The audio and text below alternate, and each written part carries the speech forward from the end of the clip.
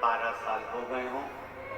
निवेदन है, भले टेस्ट भी आप करा रहे हो या कुछ भी क्रम कर रहे हो, दवाई गोली डॉक्टर की भी लेते रहो, मना नहीं है, पर साथ में रजस्वला धर्म का 7वां दिन हो, सफेद आंकड़े की जड़ भगवान शिव जी पे से 21 बार घुमाकर तुम रुका जी का नाम लेकर लाल धागे में शिव जी का दर्शन करते हुए दोनों पति पत्नी मंदिर के अंदर रहें, तब कमर के ऊपर उसको बांधिए।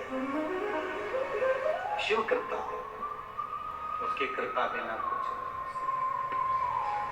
पर विश्वास के साथ कई बार सफेद आंकड़े की जड़ या तो पति लेकर आ जाता है या पत्नी लेकर आ जाती है या किसी मोहल्ले वाले से बुलवा ली जाती है। फिर लोग कहते हैं हमने भी बांधी थी। या सफेद आंकड़े की जड़ का नियम है, शंकर की आराधना में जब शिव महापुराण की कथा तुम रुका जी वाचने बैठे हैं तो उन्होंने कह दिया था, सुनो चंचुला देवी, तुम बेथव्य हो, तुम कथा सुन सकती हो, उस कथा के बल पर तुम पति के लोग जा सकती हो, पर जोड़े से कथा सुनने के लिए किसी को होना जरूरी है।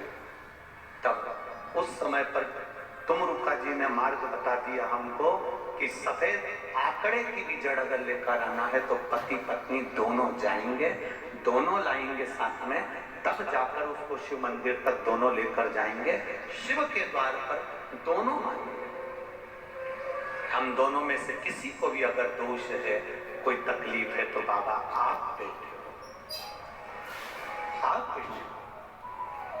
अब कई बार पति से मंगवा लिए, आपने बांध ली, कई बार पत्नी लिया कि कभी मोहल्ले के लोगों से मंगवा लेते हो, कभी रिश्तेदारों से मंगवा लेते हो, क्योंकि तुम तो पढ़े लिखे हो, तुम कहां जाओ? शिव भक्ति की ओर फल का पत्ता अवधूतेश्वर महादेव का नाम लेकर शंकर पर चढ़ाकर उसको गाय के दूध में उकाल कर रात्रि को दोनों पति पत्नी अगर पीकर सोते हैं, 3 महीने में भगवान भोलेनाथ उसकी गोद भर देते हैं। ये शिव कथा। शंकर देता जरूर है। माता अंजना के यहाँ स्वयं शिव महापुराण की कथा कहती है, स्वयं शास्त्र वर्णन करता है, माता अंजना माता के गर्भ से संतान नहीं हुई। 42 वर्ष की माता अंजना हो गई थी और 42 वर्ष की होने के बाद भी माता अंजना के गर्भ से संतान नहीं थी। जब संतान नहीं हुई तब बार बार निवेदन करा महाराज केसरी से, तब नहीं संतान हुई तब अपने पिता से जाकर निवेदन करा, पिताजी गौतम बाबा से निवेदन करती है माता अंजना कि मेरे गर्भ से संतान नहीं, मुझे औलाद नहीं, क्या करूं?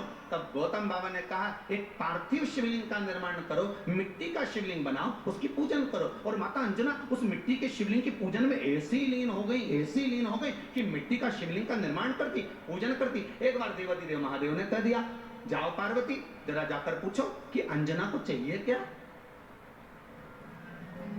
अंजना माता को चाहिए क्या। अच्छा, सारे देवताओं को सबसे ज्यादा टेंशन देवाधिदेव महादेव से रहता है, क्योंकि ये बिना सोचे बिना समझे किसको क्या दिया है कोई भरोसा ही नहीं होता। एक बार तो ब्रह्मा जी ने खुद ने कह दिया, साहब हमको तो इस्तीफा दे दो, हमको नौकरी करना ही नहीं वैकुंठ में बिल्कुल भी। तो भगवान विष्णु ने पूछा हुआ क्या? बस प्रभु, राजा श्वेत की अंतिम समय, प्राण छूटने का दिन, उसको यमराज लेने के लिए गए और देवाधिदेव महादेव वहां खड़े हो गए और क्या के लेके मत चले जाना, उसकी अंतिम सांस, और क्या के लेके मत जाना। और मेरा बेटा जब लाने लगा तो उसके प्राणों को हर लिया, यमराज ही मर गया। फिर मेरी पोती गई मृत्यु देवी, उससे कहा उठा ला राजा श्वेत को, वो राजा श्वेत को जैसे ही मृत्यु देवी ने फांस डाली, भगवान शंकर ने उसको भी मार दिया। अब बताओ, सूर्य नारायण भगवान बोले कि मेरा बेटा भी मर गया, मेरी पोती भी मर गई, अब बताओ क्या करें? तो भगवान ब्रह्मा जी ने शंकर जी से जाकर कहा, भोलेनाथ ये आपकी आदत बहुत गलत है, जब इसको मरना था तो आपने क्यों बचाया? शंकर जी बोले मेरे मंदिर में बैठा था, जगह तो देखो कि कहां बैठा है।